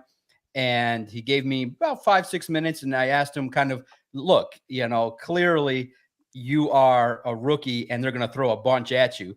And he's like, yeah. And pay attention. If you guys haven't read it, I did a one-on-one interview and I transcribed all my questions and exactly what he said. And what's great to see, and sometimes they don't talk about it, it's NFL football, even at minicamp. They are chewing these guys out on a daily basis. If you're not lining up properly, dropping the football, making a mistake, it's not nice. And for the great thing about having teammates is there's camaraderie, and David Montgomery and Jahmyr Gibbs and Craig Reynolds are taking him aside and sharing their experiences being a young football player. But when he makes a mistake, he corrects it. And he had his redemption play. If you guys read the observations at All Lions or elsewhere, you saw that Vaki made a highlight play on Tuesday. And he said, look, that was my redemption play because I ran a terrible route the play before, and he came back and made up for it. So that's what the beauty of having minicamp is right now, is that these players can learn. They're getting everything thrown at them. And he told me, he's like, today it was kind of a culmination of the coaching staff giving the playbook, having a opportunity to go through everything that was learned through rookie minicamp all at once today. And so it was a big test for the offense and for the young players to kind of see, okay, how have you progressed? What have you picked up? Where are the areas that you're lacking? And for Vaki, he said, look, there are areas that you need to continue to grow at, but his first opportunities are going to be on special teams. Clearly, he knows right now he's behind Craig Reynolds for RB3, but the man has talent. He works hard. He's very smart. He understands everything, and he's a grinder. He's a pro. And Scotty Montgomery said, look, we don't have to worry about this specific player putting in the work and learning. But I just love to hear that he welcomes getting coached hard, and he welcomes the opportunity each and every time to go out there and improve. And I think that, look, for a young player, this is the craziest time of their life because it doesn't slow down. It's not like, best way to put it, for those of you that are educated, it's like a final exam every single week. And you don't have the whole semester to learn it. You got a week. And you get all the information and let's go apply it. You're going to make mistakes. You're going to get yelled at. But in the end, it's going to make you better. And for the running backs room, it's a tight-knit group already. And he does crack jokes. David Montgomery did say to the reporters yesterday that he does get silly and crack some jokes. And look, each room, you can tell, probably has its own unique vibe. And that running backs room can probably be very entertaining with Jahmyr Gibbs and David Montgomery and now Vaki in there along with Hulu, Netflix, Craig Reynolds. That room can be very, very entertaining. I'd love to be a fly on the wall in that room. But Vaki, very personable, very serious. And I thought that the opportunity to talk to him, I probably will also release the audio on a podcast this week, maybe in the recap podcast that we do. So look for it there. But right now it's live on All Lions. You can read exactly word for word what he said. And I think that he left an impression on the coaching staff in the pre-draft process. And I think out there on the field, when he's going to have his opportunity, it's going to be on special teams, but he's going to be someone that's going to develop and have a chance to really make plays in the future. Yeah. And Doc, just wanted a little update on Carlton Davis. Obviously, it's still early and whatnot, but how has cornerback 1 look? Yeah, Carlton Davis has impressed me. True pro. When you look at it, you say, why is that cornerback room revamped? Why are the coaching staff so excited? These guys understand what it takes and the mantra that it takes. And starting with the defensive line, the secondary, they're not pulling no punches. They don't want to take no shit. They don't want to be known as the reason why this football team stinks. And so Carlton Davis has the swagger that you want at that spot. You guys talked about Tyrion Arnold and what he can bring. If you combine that with Carlton Davis, I just hope maybe Davis stays a year beyond 2024 and has an opportunity to come back, because I think he's got a lot to play for. And I think you're going to get the best version of this defensive back. He wants to face off against the best competition. And in the NFC, you're going to have the great opportunity. Now, can he be a true lockdown number one? I mean, it's very hard in this day and age in this NFL to truly lock someone down. But I think that, again, you're going to see a competitor out there. And I think he's going to have his fair share of pass breakup. He looks the part. And I think today he gave up a bomb to Jamison Williams, but that's in 7-on-7 where it's a little bit easier offensively. But in team drills, he's always exactly where he needs to be. He has the presence of someone that knows exactly what he needs to be doing. And it's just a great addition. I've been impressed. I think that he's around the football. I think that he's probably outside of Khalif Raymond has been someone that's been the most consistent day in, day out when he's out there. He just knows what he needs to do, a true pro, and definitely an upgrade over the new Pittsburgh Steeler, Cam Sutton. I can't believe they looked at him and said, let's bring him back. They said, I talked to the Steelers reporter, and he told me because there were reports that the Steelers were looking for a veteran, and the Steelers reporter was like, it's going to be Cam Sutton. It's going to piss everybody off. And I said, really? Did the Steelers not watch film? Cam Sutton was god-awful last year, but they took a chance and brought him back. They know the system. Mike Tomlin has a reclamation project to try and fix whatever it was that Cam Sutton was trying to accomplish. But, man, Carlton Davis is an upgrade over Cam Sutton by a wide margin. And John, too, one thing we always discuss, we've had debates about this here on the show. Lukas and Booner, very high on Jahmyr Gibbs. They do. They think Jahmyr Gibbs has one of the best in the NFL, that type of potential. And I don't think they're crazy for that, but where I'm coming from with it, and I think Gentry kind of aligns with this as well, because he's always been pumping up Dave Montgomery. His value to this team, and I'll ask you, for Jahmyr to reach that ceiling, what do you think the load will look like between the two? Because I think in terms of touches, you could definitely give it to Jahmyr in terms of what he can do in the passing game. And they mentioned him being more of a slot receiver. But in terms of carries, John, am I crazy to think that it will be somewhat similar to last year, maybe a little more for Gibbs because they kind of eased him along to start? But I don't see this being like a 60-40 Gibbs to Montgomery. I see it being a 55-45, more of a comparison there. But what's your thoughts on how they split carries with Jahmyr? Just Jahmyr is a good player, but how do you balance all that? Yeah, it's great. Great option to have. You guys talked about it. You saw David Montgomery's peanut butter and jelly reference started by Scotty Montgomery. It's a great mix. And look, you saw kind of how it was last year where, early on you had David Montgomery's really underrated. I think somebody that can pound the rock and really wear down a team early. But look, guys, I think that pretty clearly it's going to be when Jahmyr Gibbs gets into fifth gear, I think that you're going to start to see somebody that's going to impress not only Lions fans, but the rest of the league. I think he's got the speed. He's got the acumen. He's going to learn exactly which holes to hit at the right time. And when he gets it going into fifth gear, it's going to be hard not to give him the football. And you recognize now that he's been challenged to be a better pass catcher, to truly be Alvin Kamara. And if you guys play fantasy, back in the day, Alvin Kamara was the shit. You needed him on your fantasy team. And I think that for the Lions offense, if Jahmyr Gibbs is a true competitor, he's going to want the football 60 to 65% of the time. Handoffs, screens, intermediate passes and over the middle, maybe even out wide in certain scenarios. But I think that, look, it's just a great option for Ben Johnson to have based on matchups that, hey, you're going to want to run the football at a high rate. And it's just a great change of pace when you can throw Jahmyr Gibbs out there, who's a speedster and can break any run for a touchdown. And then you can wear down teams later on with David Montgomery. So it's going to be very fascinating early in the season to see the distribution. But I think you're not too far off. I do think, though, that by and large, when you look at who has the higher ceiling, it's Jahmyr Gibbs. He's going to be a superstar. And when a guy like Louis Riddick, who doesn't typically blow smoke, when he sees a player and says there's a chance that this player, Jahmyr Gibbs, could be league MVP, What are we talking about here? This is a guy that you can give the football to 15 times a game, whether it be a combination of runs and passes, and let him cook and handle his business. So the stock is high on Jahmyr Gibbs. Get him early on your fantasy team. He's going to blow up. He's going to put up stats. And the number one thing is if he stays healthy. We haven't seen him, and that kind of stinks. That's probably the only drawback. He's got a soft tissue injury at minicamp, so we see him out there, but he's not participating. But I can't wait for training camp, because when it gets going and when it's live, Jahmyr Gibbs is poised to be an NFL superstar. You can just almost feel it. Oh, yeah. Well said, Doc. Yeah, and I need to make it clear too, Doc. Jeff didn't throw this in there.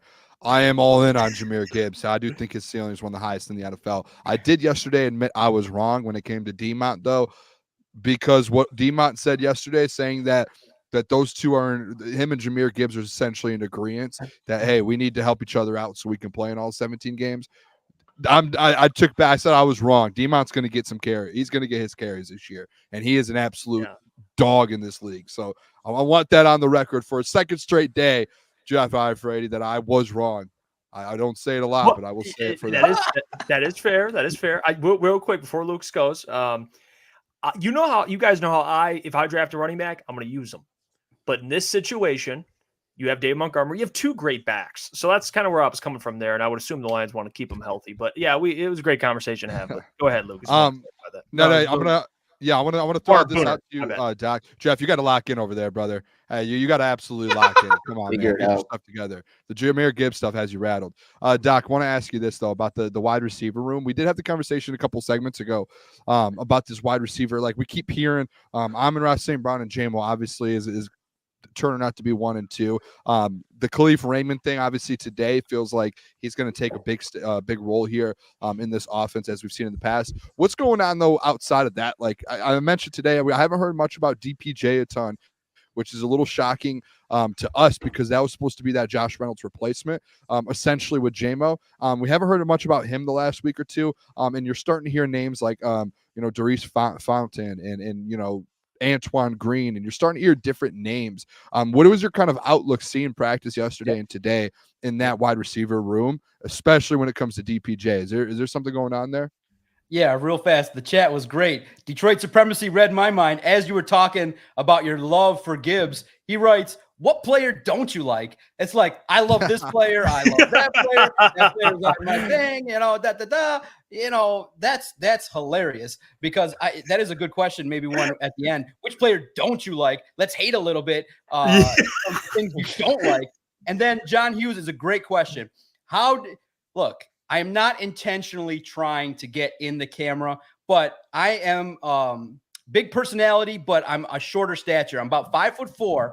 So when you hold out the phone I need the audio to be clear. So I try to stand close to the players. And yes, I'm aware of where the cameras are. And so I try to be to the immediate left of a player so I can get the audio, because I'm using a phone. I do have the other type of recorder, which is probably more powerful, but I use a phone. So I try to stand as close as possible, because the players are a little bit soft-spoken. They don't know that you got to step up to the mic and boom into it so we can all hear you. So I have to be accurate. So I try to stand as close as possible to get the audio and the information. So yeah, you will see me out there. I am close to the players, but hey, it's a good situation to have, because that's how I report accurately, to make sure that every word is exactly right. Because at this level at SI, if I print wrong information, I'm going to hear about it from a lot of different people. And you guys in the chat are nice, but the critics that read information are not so nice. So I make sure that every word is proofread and it's done accurately. Now, the wide receivers, the reason why you don't hear about DPJ, it's great. I ran into him. I can't really say where, but I ran into him over the weekend, and it was just a friendly head nod, and he acknowledged that he knew me, and it was quick like that. But he's like that. He's quiet. The reason why you're not going to really read about him too much is that he's very soft-spoken. Like, he's all about business. He had a couple catches today.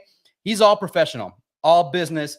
I'm not so sure that he likes talking to the media. I think he's a nice individual, but I think he's all about business. And so for that, it makes it hard to just go up to him. But I may say, like, hey, get that connection in there and say, hey, here's a conversation. Maybe I'll try it tomorrow for you guys. You guys did notice I asked about bets, and I said in the chat yesterday, I asked for this show. That was it. I'm like, okay, I know the boys are curious about bets. So I asked Dan Campbell about bets for crunch time. There we go. Let's go, Doc. Yes, sir. I knew you guys would talk about it. But the wide receivers room, Jared Goff said we should be talking about Khalif Raymond because he's a true pro. He makes catches. He just does everything proficiently. And it's just tough because the first team offense you recognize is St. Brown and Jamison and then Sam Laporta. DPJ has been doing a lot of second team work and he's still catching up and doing things, but he's a pro. He makes catches. And unfortunately, the guy that's throwing him the ball is airmailing the shit out of the football in a lot of reps. So Hendon, DPJ needs to get more first team work. I hope he does. And maybe there'd be opportunities for him to make more plays. But Hendon Hooker is somebody that on the offense is just, look, man, he's a rookie and he ain't lighting it up. He had a nice deep touchdown. He found connections to the tight ends today. He got into a lot more rhythm, so he had a lot more positive plays. But, man, did he get his ass chewed out for fucking up royally a situation in which he needed to get the ball out quickly. And it was a situation in which which was great. It was here's the situation. Like 7 seconds left. We're down by 1, and you got to move this football. And he takes his sweet-ass time, gets yelled at, and then his decision was, after taking his sweet-ass time, was to throw the football in the middle of the field. And the coaching staff was pissed. They were like, what run it right. And so Hooker's learning the hard way, and we're all seeing it. And he threw another interception today. But this is all good for him. This is all good for Hendon Hooker. So the reason why you're not hearing about DPJ is Hooker is throwing the football all over the place, and it ain't to DPJ. So is it fair to say, John, just because we did have this conversation earlier, and I just think to clear it all up, there's nothing to be concerned about as far as DPJ on the field with his performance? Just because Booner was talking about it, like we were all surprised that he wasn't brought up, and I was like, it's really hard for me not to see that DPJ is holding his own. Like he's a vet, you know what I mean? Like I feel like this isn't a foreign situation to him. Yeah, no, look, you'll see a lot more when the opportunity comes at training camp. You might even see it more on Thursday. But here's the thing, and it's tough, is that the defense is playing at a higher level. They're competing. The guys on the second team defense are really grinding. The Gilmores of the world are really taking it to the Lions, and the defense is playing a lot better. So it's not like it's a situation in which you have to have it done right. And the defense is also competing at a very high level. The reason why you're not hearing a lot is he's not targeted as much. It takes time. Chemistry takes time to deliver, to get going. But DPJ is running good routes. The game that he's got is he can win 50-50 balls. He can handle a lot of things, but things did kind of, it was crazy when you look at it. His situation with Cleveland was he burst onto the scene, had productivity, and then he fell off. So he's got to be able to kind of force his will to get the football. And on the second team, man, it's tough because you got a quarterback that's struggling. And he's developed chemistry with the tight ends, which is always the case because they're bigger and they're always right there around, the intermediate routes. And so DPJ, I think, is going to be an option at training camp. He's going to get his touches. And so I think for him, the best way to put it is the preseason games are going to be integral for a lot of people, maybe none so more than DPJ. He needs to show out a little bit and have opportunities to beat some of these other teams' defensive backs. So I do think he'll have an opportunity to compete. But like I said, like you guys said, there's the competition there at wide receiver 3 is tight. And we did a story at All Lions looking at it like, is that maybe the wide receiver competition is on par or as competitive as the secondary? And you look at it and you see Antoine Green, Khalif Raymond, and others as well that are competing for touches. Whew, that's great. And you look at the tight ends, man. When you look at the tight end roster, there's guys competing for touches in this offense, and they're competing at a high level. So that can only be a great thing. Should real quick, should the expectations of people, obviously the last a month ago, everyone's expectations DPJ to have a big year. Should those expectations get pulled back a little bit and say, hey, let's wait a little bit and let's see what happens? Or should people still have the same mindset when it comes to DPJ? Just to kind of follow that up. No, expectations would be an okay year. I think that in this offense, man, the ball, look, you realize, I think that the way it's going to go, I think the way it's going to shake out, if it is the way it is today, it's going to be Khalif Raymond at wide receiver 3. Amon-Ra is going to get a shit ton of targets. Jahmyr Gibbs is going to get a lot of targets. J-Mo is going to get a lot of targets. Sam Laporta and Brock Wright are going to get a lot of targets. So he's going to need to establish himself where the target is going to go for DPJ, so he's going to have an opportunity to really demand the football because there is so much to go around in terms of high-end talent, it's just really tough to say, hey, let's target DPJ. Yeah, I do think that he's going to have opportunities and get, 40 to 50% of offensive snaps. But I just think that, man, he's got to work hard to get open and make a name for himself. So I think right now, cautiously optimistic on DPJ, but I don't think that you can expect him to have a big year. I would expect JMO to have a spectacular year. He's hungry. He wants it. And I asked Jared Goff today, I said, what do you think about JMO? And Jared told me that, hey, this guy's getting hard on himself. He wants to be elite. He doesn't want to just be somebody that just is out there. He wants to be playing at a high level. He's getting mad at himself over every incompletion, and he's talking shit over every great completion. So that's the sign of somebody great. And he's coming on strong. But again, in practice, you're going to read about always makes great catches and has drops. That's just the way it is in practice. But I just got a good feeling that if you want someone to have right now stock high, it's Jameson Williams. Big things I think are coming. Way more coming. And Doc, Goff, obviously he spoke pretty highly about Terrion Arnold. Just a quick update on him and how he's fitting in Allen Park. Yeah, it kind of stunk that the first day he wasn't there, and you got a chance to see him. And he does, like you guys said, has that swagger, has that aura. Like, you just want to pay attention to him, talk to him. I think he did talk to a reporter, so I'll shout him out. Will Birchfield does a spectacular job at 97.1. So look for him. I don't know if its article is up already. I'll look when I'm done. But he did speak to a single reporter today, so maybe that information is already out. But he's got a nickname already, Sub-Zero. And if you check out our Twitter page at Detroit Podcast, I had the camera on him. Man, you see that footwork that he displays? He's quick, agile, knows what he's doing, got the swagger, got it all. And I just think that when you see a player of his caliber, clearly, I hope that training camp will produce when Dan Campbell finally has the 53-man roster set. I hope it's Carlton Davis and Terrion Arnold.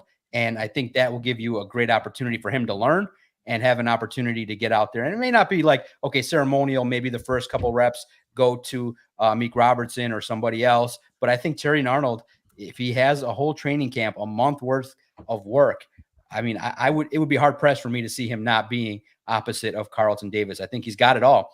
He's got swagger, confidence. He definitely understands what he's got going on. I mean, you're wearing number 0. It takes confidence to wear number 0. And I just think that, look, when you come into the league and you declare your goal is to be a Hall of Famer, what does that tell you? That means probably right now he's not drinking Modelo and talking on a podcast. He's probably watching film of the Vikings and getting his stuff in order. And getting ready to pick off JJ.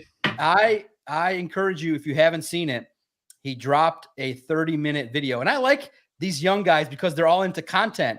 They're all into creating their own stuff. So he dropped a 30-minute video that was sick, just talking about his training before the draft, what his mindset is. Watch it, and you get the idea that, okay, the mentals are there. When he catches up to the NFL in terms of knowing exactly what he needs to do, you could be looking at a Hall of Famer starting from this season. And boy, would that be great if he could start off the year with a bunch of interceptions or a bunch of pass breakups. That would be great if he lived up to the billing. I want to ask you, John, real quick about Ennis Rakestraw, because I said this yesterday that this is my thing on it. And you pay attention to these storylines with Ennis Rakestraw, and I know he's been limited. He's been dealing with something. Is it realistic to expect, as we understand the Lions, to kind of do this with players? I mean, they did this with Jahmyr Gibbs, and he was ready to go immediately, but they kind of eased him along. Is it more fair to expect an Ennis Rakestraw, you start seeing snaps from him later in the season? Because I just think the reps now with the first-team defense, and again, you could speak on this more. I was not there. I just think he's kind of limited right now, and I think when the season approaches, they have enough guys to kind of fill that void until he's ready. Is that a fair assessment? Maybe Ennis Rakestraw midway or later in the season start to come along rather than earlier, like people I think expected? Yeah, absolutely fair.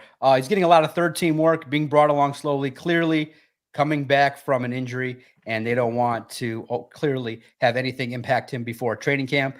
But what I love about him is I got a chance to see him, and he put Williams into the ground. Now, it probably would have been a penalty, but these guys love to hit. They love to be physical. They love to press and do some things. So, look, man, I think that Ennis Rakestraw is a violent football player, but at the same token, I love the fact that he took his check and got his grandpa something. And I thought that meant something, because when you give back to those that have done you well, it's a sign of good character. I think he's going to work hard. I think it's great he'll learn behind Branch and Amik Robertson. So I think that for Ennis Rakestraw, you're going to see a guy that I think that when all said and done is going to be a contributor, make some plays later on in the year. I do think that when you look at the Lions, man, how lucky was it that he fell? And probably partly was due to the injuries, but the key for him, and he may even, you look at it and he may struggle with injuries because his frame, playing a physical style week after week, he may have to kind of dial that back just a little bit, but I could see it. I think that I projected a pick 6 for Arnold, and wouldn't it be great if Ennis Rakestraw in the later half of the year just lights up Justin Jefferson coming over the middle and Ennis Rakestraw lights him up? I could see 1 or 2 highlight destructions from Ennis Rakestraw this year. And when it comes, it'll be great. It'll open the eyes of the NFL world about what Ennis Rakestraw can bring to the table. Look out for it. He's going to destroy somebody. That's kind of where I was coming from with it too. I think Lukas was really the first to mention this with Rakestraw, because we always thought, okay, Ennis Rakestraw, what can he be? A lot of corner, and he was like, hey, listen, man, he could play in the slot a little bit. He could play at nickel, and he Lukas, you always said he's perfectly fit to play nickel as well. So a storyline to mention. We appreciate you, Doc, so much. Real quick, can I throw one more out there? I've got one more thing, because I think, Doc, I read your article today, and this was in it as well. And I think the people, it's obviously not wide receivers or DBs or anything, but the kicking battle that's going on right now with Turner and with Badgley there. I read your article that Badgley again today went, I think it was 3 for 5 and missed a 56 and 55, I believe. And Turner went 5 for 5. Perfect. So, perfect. Yeah. What is your outlook on that? Obviously, it's probably now in minicamp. My guess is it's not a big of a deal until you get to training camp, and potentially you still see Jake Bates come in and another guy come compete. Where do you kind of see that going? Like, if you had to say, like, right now this guy's winning, is Badgley winning that, or is, because there has been some misses, it feels like, with Badgley the last 2 days. Yeah. Look at it like, it stunk that Bates kind of fizzled, because he was drawing a lot of attention. People still kind of know his name and want him to come in for the competition. But pay attention to Turner. He's been consistent, has some leg, showcased it a little bit. He's not, Turner's not known for his leg, but I think there's situations in which, Badgley, to me, doesn't give me confidence when I see the fact that he got beat out by Patterson a couple times. He was off the team, back on the team, and it just always seems like, and maybe it's time for me to point blank ask the special teams guy, like, what gives you confidence about this guy? They've said it a couple times that in practice he's there, but it's been inconsistent. And that's what you're kind of seeing, is that in situations. But here's the crazy part: team reps and then individuals. In individuals at OTAs, he was crushing it. Like, Badgley had a stretch there where he was going, distance and everything like that. But it's different when there's pressure and everybody's watching and the whole team is there. And Badgley flinched today and Turner didn't. So I'll say this for the Michigan supporters out there: Turner seems like he's got the mental edge, like stone cold. Like, hey, he goes out there, handles his business, walks in the locker room. And that could be something when the opportunity comes, is that he's got ice in his veins and he might have an opportunity to take the job. So I would not be surprised if Badgley loses the competition. But he's the favorite right now, but he's got, you're only as good as your next week as a kicker. And it just sucks that Bates kind of started missing some field goals that were chip shots. So it was just, I don't know if the Lions will take a chance on Bates, maybe just for the draw. I mean, literally, if you're Bates, stick around and see. But I think that, at this point, Bates would just be there to sell some tickets and draw up some interest. I don't think that he can come in right now and dominate and win a kicking battle. But hey, I'd love to see it. It would not be something that would be for a content creator. It would not be something that I would be disappointed in if they signed Bates. But I just think that the competition is going to be between Turner and Badgley. We'll get to some member questions because the people want to ask you some questions here. So we'll start us off. Alan W. Mailbag. Doc, is Davenport seriously already hurt? What's your honest take on our edge situation? If so, what's going on with the Davenport being hurt? Yeah, you look at it, and the Lions do not rush players back. Period. They take their time with players, DJ Reader as well, and you recognize the situation in which Davenport missed a big chunk of last year. So I would not expect Davenport at minicamp. I think that they're taking it nice and easy. DJ Reader, the same kind of situation. Yeah, I don't think he's hurt. I think that he's recovering from the injury, and Gotcha. at this point in time, that he's not in a position to be out there. And he's not already hurt. He hasn't been out there. So he's been out there working, but he's not already hurt. He hasn't participated at all. So he's coming in to a situation in which the first time probably we'll see him will be at training camp. And my honest take on the edge situation, if he's not there, I still think that you guys are starting to see Wingo's around the football. He drew double teams yesterday. He's got some edge prowess. James Houston looked good today. He's got speed and power. So you need as many edge rushers as possible. You can never have enough. So, and you look at it and you say, right now, Davenport is behind, but with time and how quickly he can come back and acclimate, I think Davenport can make some noise. ETN question, which corner do you want guarding Puka in week 1? Yeah, you want Carlton Davis, one-on-one. I think that Puka is, man, you saw the playoff game and how great he played and performed. You're going to want to handle business. And but I think a lot of people too would say opportunities, if it comes, throw Terrian out there if there's an opportunity for a spell, see what he can do. But no, Puka Nacua should give Detroit Lions fans some concern week 1, prime time, and he looks like the real deal. And you see the work that he does. His second-year jump, my goodness, if that's what he did his rookie year, whew, Carlton Davis, no doubt about it. Yeah, agreed. Zach, Doc, has Malcolm Rodriguez been getting any reps on offense? I have not seen reps on offense from defensive players. Wasn't that great to hear today? Dan Campbell joking around a little bit. Could you imagine seeing Aleem McNeil as fullback getting a run? And all the reporters are just loving it. They're just saying, you know what? Just once or twice, give the football to Sewell. Hand it off to Sewell. Hand it off to Decker. An offensive line handoff would be great. But Dan Campbell did say that, a great question was asked about, hey, do you believe in still having a fullback since Kapinda is not on the roster? And Dan Campbell said, yeah, we still believe in it in the right situation. And they've talked maybe about Aleem McNeil. Rodrigo could do it. But in this situation, when you got David Montgomery and you got Jahmyr Gibbs, I don't think you need to be giving a lot of love to anybody else. You can just turn around and hand it off and handle business. Or you got Sam Laporta. He's going to be getting a lot of red zone targets too. 500 First Legion, thank you for the $2. Says, how good has Jack Campbell been? Because we've been hearing a lot of positive things about him. Yeah, which is great in that as an NFL reporter, you kind of get vibes of what to write about at certain times. So yesterday, before minicamp, I said, what's probably going to be something we see? And my topic was, I think the key at minicamp is going to be the growth of the second-year players. And one of the players we talk about naturally is Jack Campbell. And yesterday he had 2 interceptions. Looks a lot more comfortable. Alex Anzalone talked about it in terms of how comfortable he looks. He's a monster in terms of just how, look, man, a guy like that gets a taste of the NFC Championship game and then loses and feels that he's partly to blame, that guy's going to be hungry to excel and play at a high level. How good is Jack Campbell? Real good. Chris Spielman good. Leader good.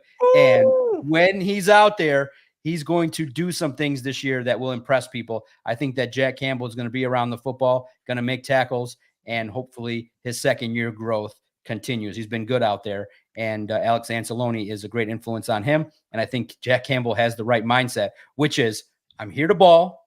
I'm here to get better. All that other fluff, don't need it. And that's what I love about Jack Campbell. You don't need that great. fluff. All business, Jack Campbell. Is Jack back in his rightful position? I think that might be the case in that, you always try to move people around and handle business. But I love the opportunities that this Lions team has to try and test these players to put them at different spots. But putting a player at a comfortable spot, my goodness, he could wreak havoc running downhill, stopping the run, blitzing at times, or having a little bit of an opportunity to be around the intermediate there in coverage. So hopefully he gets the opportunity to continue to read his keys, make the plays. And when you understand the game more, the game slows down a little bit. And I just see great things for Jack Campbell. I can't wait to see when everybody's back. You guys, we're talking about the Lions football team without some of their guys. Could you imagine DJ Reader, Marcus Davenport back, Jahmyr Gibbs, Kirby Joseph, Brian Branch, adding those 6 guys at training camp? Just find any avenue to get to training camp. And probably I'm not a fan of New York or New Jersey, but my dumbass is going to have to figure out a way to get there to cover the joint practices, because there'll be some opportunities to learn a lot about this football team. And one guy I don't want to miss seeing develop is Jack Campbell. I love his attitude, and he was nice. He gave me time. And even though I posted a video of him getting tackled by his lady, I don't know if he knew that was me that posted that, but he was always nice and gave me time and gave a lot of the reporters a lot of insight. But I didn't know that video, I just thought it was clowning around, and it went viral. And I was like, oh shit, but then he was cool. Like, he never brought it up. Maybe I did think maybe he smirked at me a couple times, like knowing that I was the clown that put that out there. But man, Jack Campbell just reminds me of Chris Spielman. I can't wait for him to get out there. Yeah. That'll be exciting to watch Jack Campbell and Breece Hall go at it and join practices. That'll be a good matchup. No Last question, because we had the debate about this and who's returning punts and kicks. That guy up north says non-member question. Kick return, not punt return. Kick return. Kick return.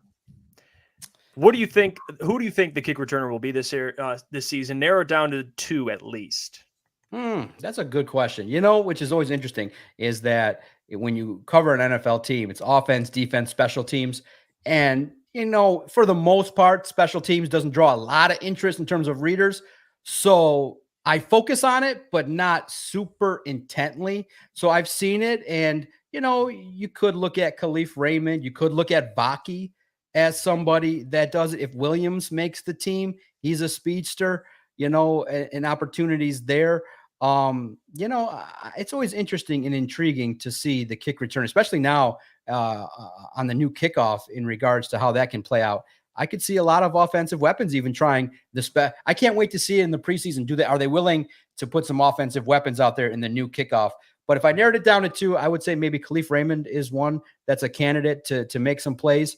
And being that he did, at least on a punt return, have a return for the Lions. As a kick returner, I will say this. It's something I don't pay attention to. It doesn't interest me significantly. But now with the new rules, maybe I'll pay attention to it a little bit closer. Hey, if you got, don't want to have a situation in which you throw a superstar out there, but Amon-Ra St. Brown can do it all. But I think realistically, maybe I'll say receivers, Khalif Raymond, Maurice Alexander, maybe number 1. That guy's been making some noise and catching some passes from Hendon Hooker too. So I would say probably the leaders in the clubhouse would be Khalif Raymond and Maurice Alexander. It's interesting. I will say I'll call a spade here. What it is. A couple of days ago we got in a big debate that I've been paying attention to the kick return stuff around, and there's been rumors throughout and obviously Pat McAfee is a special team specialist, and he's talked about it a lot on his show, that being now that they have to kick it within the 10-yard line in the end zone, and the kickoff team cannot run until essentially you catch it. That a couple people came on his show and said, don't be shocked if you see some superstars, Tyreek Hills, guys Jahmyr like Gibbs. That, Jahmyr Gibbs. If you see those players there because of the field position, that instead of getting the ball at the 25, you could get the ball at the 40, 50, and you only need 1 or 2 first downs to get a field goal. And my point was, it was more so Jameson Williams back there because of how fast he is, to where by the time he gets to the 30-yard line, like, they're just going to be getting to him, and he's going to be able to make him a play. And like the field position, essentially, like the guys were saying, Booner, special teams, you don't want your guys on there special teams. My argument was, this is not special teams anymore. This is now a field position battle. To me, kick return now almost turns into essentially a play off of the offense, to where you have basically a free go at it. Yeah, no doubt about it. And look, there's rule, and another thing too is there's rules. Like, I can't specifically talk about the formations, but once you guys go out there and see it in person, it's all game. So go out there, tweet it, because once you guys start seeing it live in person at open practice, then it's fair game. And I can say who's on the gunner team and who's all that. And like I said, there's so many rules. I just try to be ultra clear of what to report, what not to report, and things like that. So get out there, make sure you get out there and report it. You didn't say it, but by a little bit of the answer that I heard there, maybe there's something to my point over here that might be I'm just gonna throw that out there, fellas. I'm just gonna throw it out there, fellas. I understand. Get mad you want, but the kick return is now an offensive play. That's the reason the NFL changed it. I understand the line of thinking, John. I didn't want JMO just to get an extra hit on special teams. Yeah. No extra hits. So in the chat, hey, like I said, I asked the question Michael put out there to Dan Campbell. If you have a question that you need answered, throw it in the chat when I leave, and I'll browse through it, or the boys will send it to me. What are you guys interested in on Thursday? What do you need to know from Dan Campbell? What catches your attention? What should I definitely be reporting on? I'm hitting all the big stuff with Hendon and JMO and all that, but what else are you guys interested in paying attention to Thursday, the last day of minicamp? And so, to the point in the chat, somebody named Michael put something in there. I can nod. Have I seen something of that potential nature? So, yeah. Look at what a pro. That's all I love. Look at Doc, man. What a pro. No wonder he's been doing this for so long. God, dude.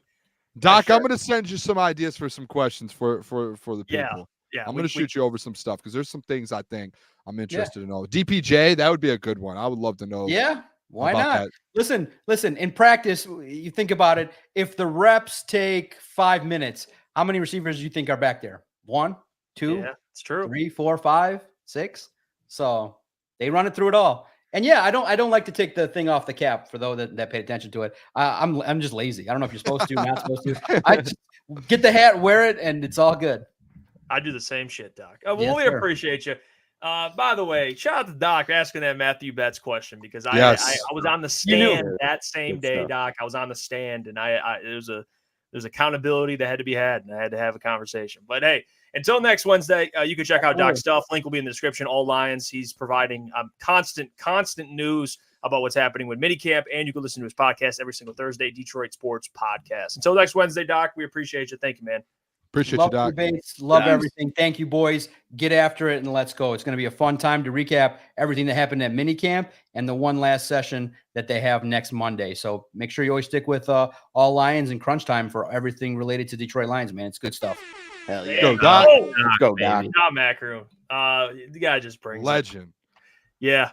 I mean, he had some gems today. He did stuff that I learned. I mean, even the Marcus Davenport thing. I mean, yeah, it makes sense. He's rehabbing. I mean, I get that makes sense. For some reason, there was a part I'm like, did something get re-aggravated? Like that was like my fear for some reason. But honestly, if you think about it, there are a handful of guys who aren't practicing, and I think it's more so like be a little more cautionary too. Like Taylor Decker's not practicing, Frank's not, Gibbs isn't. You haven't heard DJ Reader. You could throw Marcus Davenport in there because he's so injury prone to where it's like, hey, don't even worry about it. Like if you have anything nicks wrong with you, just get that fixed. Same with all these other guys like the Taylor Deckers and those guys, Brian Branch. Just I get it. Like I don't think it's something to. I know we joke around about it with Davenport, but I don't think it's anything to take note of until if we come around to training camp and he's not ready, then that's when we can start being like, all right, what's going on? But there's like 10 plus guys right now who aren't practicing to recover and keep their body right. While we have about 20 minutes left, Boone, you want to go through the over-unders? You want to break it down for the Do you guys want to do that? Yeah, let's do. I think that'd be a fun second to close the show. A little over-under. We got Gentry and you, me and Lucas. All right. We can bet a little bit, but we're gonna cook here. So let's. By the way, I loved at the end of that the Doc quietly didn't say he basically was like, yeah, I saw the kick return. I'm not going to say what was back there, but Booner, what you said might be like that kind of confirmed what I've been hearing around the league. And inside sources, Booner. Don't forget, I'm turning into an insider. Doc's media trained. He's been around the block a few times. He knows. He's great. Oh yeah, and me as an insider, I can read a little bit here. I can read. I'm starting to learn a little bit. Yeah. Yep. I know Doc pretty well now. It's my guy. Yep. All right, let's do some over under here. Detroit Lions. These are season props. There aren't a ton of them. Just because there's not a ton released yet. A lot of rookies are out. There are the main ones that are out. Jared Goff has some props out. Amon-Ra St. Brown has props out. Sam Laporta does. And then we have a Terrion Arnold prop as well. So let's start with Jared Goff, fellas. You guys ready for this? Props? These are official. Yeah. So the thing with this is I went to 2 different sports books to get these. And if you do look at some sports books, like FanDuel has them way lower than what DraftKings does. does. So I'm going to give these props out. And if you guys if you're listening to us and you're like, hey, I want to go bet that prop and I think this is going to hit, go check a couple sports books before you do, because there was some significant kind of differences that I saw in some to where you can get an absolute steal on certain sports books. So let's do this. You guys ready? Ready. Yeah. Yep. Ready to go. Gentry, you go first, by the way, after we'll go around the room. I will go around the room here, brother. Don't worry. Let's go around the room here. Jared Goff. Too. I'm going to start Jared Goff passing yards, fellas. Last season, Jared Goff had 4,500 passing yards. His over-under this year, this is shocking, 4,000 on the dot, 4,500 on the dot. Gentry, where are you going? I think this is an obvious one, honestly, but I'll let you go. Yeah, I mean, I'm going to go over, but it is worth noting that this line, he is 4-4 in his career covering this line. So he's covered it 4 times. He hasn't covered it 4 times. So there is some reason for the line, but I still like it. There's no way Jared Goff doesn't throw for 4,000 yards in this Zero offense. Chance. Yeah. Yeah. I thought, man, that's a bogus. That's an automatic over, right? Yeah, I would hope so. When I saw that, he missed 4 or 5 games. Like, that's the only way he does not throw 4,000. Sometimes it makes me nervous, lines, because Vegas sometimes is pretty spot on. Like, they know what they're doing. But like last year, I'm pretty sure Amon-Ra St. Brown was at like 850 or like 899. Like he was under 1,000, and I'm pretty sure. So like they don't always know what they're talking about. No, and you got to. I get like they're going to rely heavy on the run game because they have a better defense. So they'll be. I think they'll have more leads. Tougher schedule though. So yeah, I mean 4,000 yards. Come on, man. 4,000. I mean, he had 4,500 last year. That's easy money. I have a question for you, Boone. What is like the mark where you would feel comfortable with as that over under? Like how high would you go? 42 for 50, 42.50. Probably right in the middle, 4,500 and 4,000. I would probably still take the over of 42.50. So essentially, like at 4,000, I'm getting 250 yards that I feel comfortable with. Yeah. Like you could miss 2 games and still hit it. Napcott says somebody said he's throwing for 7,600. Take the alternate. So last season, we're gonna do touchdowns on. Last season he had 30 touchdowns. Even the year before he had 29. So the last 2 seasons he's had basically 30 each year. His over under for touchdowns this season is 25.5. Where are you guys going with that? I still think that one's over. Yeah, like I don't. I would hope so. I think the receiving targets, they get a little better. You get year 2 Sam Laporta. You get another year under the blanket with Amon-Ra St. Brown. So I think they're only that's gonna hit. He's throwing. Yeah. No comment. I mean that. No, it's over. What if they just run the ball a ton? He'll still throw 27 touchdowns. There's no way unless he's injured. That could happen, but no. If he's healthy, he's throwing over. What was it? 24.5? 25.5. So 26. So you need 26. I think that's a clear over. I'm taking the over. Yeah, I think I could see where if he has like a 26 TDs, 9 picks or something, like I can see that, but 25 seems a little low in my opinion. And I'm pretty sure this line he's 4-4 in on his career as well. So like he did have some successful years in LA, and then he had Todd Gurley running a lot of those touchdowns in. So maybe the situation is similar here, and that's kind of what they're judging the line off of. But I still think it's too low. Yeah, with Ben Johnson, I just don't see them like going away from what they've done. I can't see it happening. I think both of those. I don't know if you can find a sports book too where you can combine them and do a parlay. I would parlay them together. That seems very low. Amon-Ra St. Brown. Are you ready? Mm-hmm. Last season, 1,500 plus yards, correct? 15 on the dot. Over under this season, 1,225.5. I'll start us off here. I'm taking the over, and I'll put this here as well. His over under for touchdowns is 8.5, and last season he had 10. I'm taking the over on that. With Josh Reynolds out of the building now, I'm taking both of those overs. Again, I think Amon-Ra St. Brown has a chance to go get 1,600, 1,700 this year, replacing some Josh Reynolds numbers. I know we can discuss that argument at a different time, but that's kind of my mindset with Amon-Ra St. Brown this year. Is I think he ends up getting more targets, even though he already had a ton. And he said he wants to work on yards after a catch and improve on that, even though he was the Yak King already. I think he ends up getting 1,700 this year, 1,600. I think 5 and I think 10 double-digit touchdowns again with no Josh Reynolds. I think that's a lock. I think both of those I'm taking them over.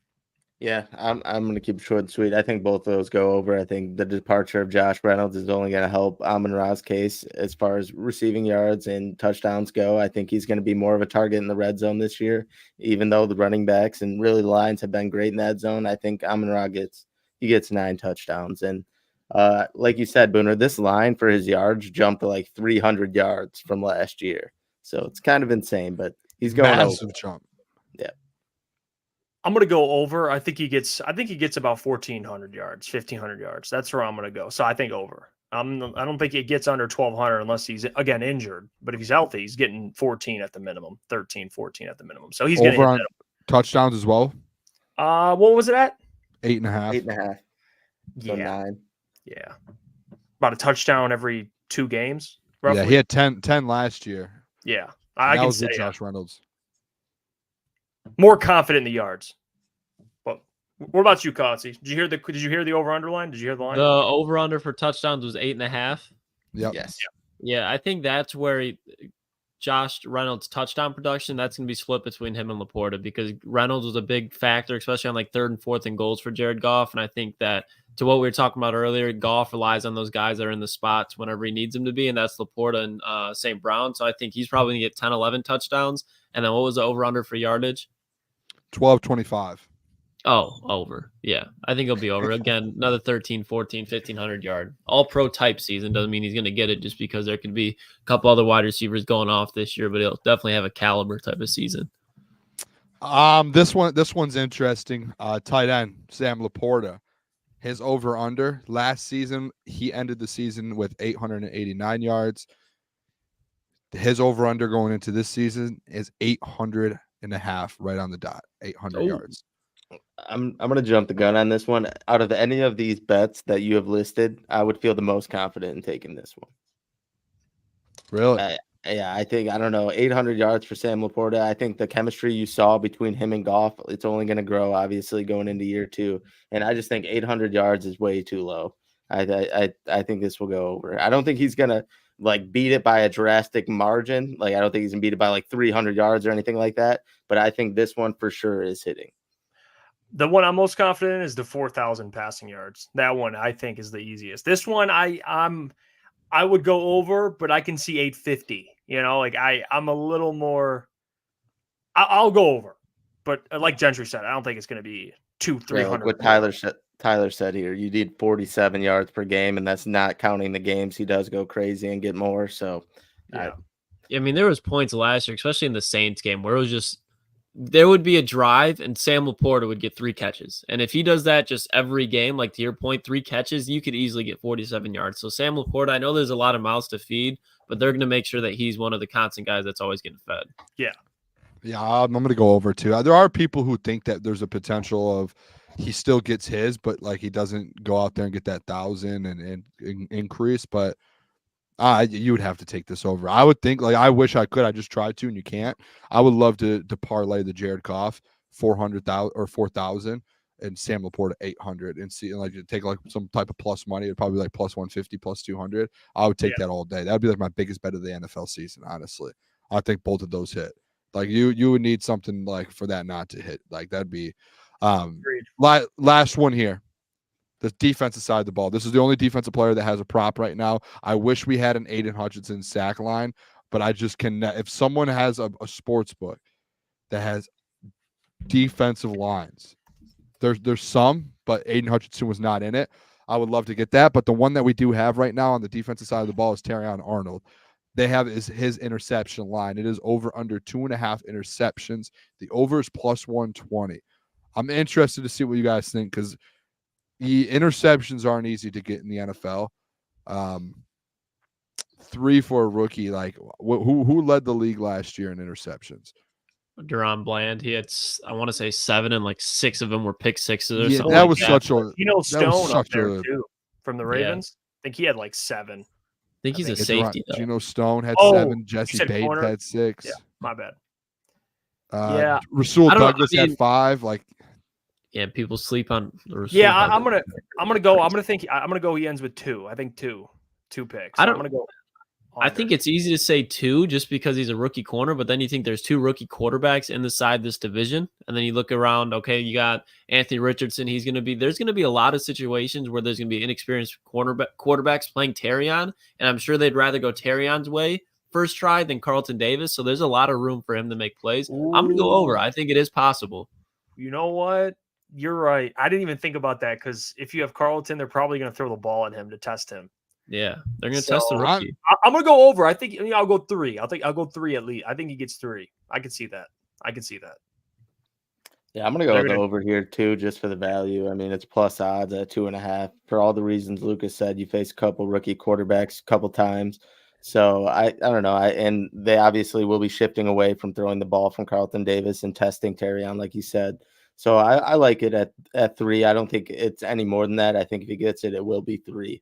So yeah, I'm gonna go over. I'm with Klotzy here, but like if you even look at the corners on the team right now, Carlton Davis last year had 2. Meek Robertson had 2 in Las Vegas last year, and remember who that CB number 2 was last year here in Detroit?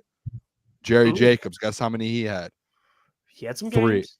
They threw at him though. To Lucas' so point, that's going to be the thing is you have Carlton, to Klotzy's point, you have Carlton Davis and you have Terrion. They're going to have to throw at Terrion at some point, and I do think there's going to be times throughout this season with that defense you're going to have this next year.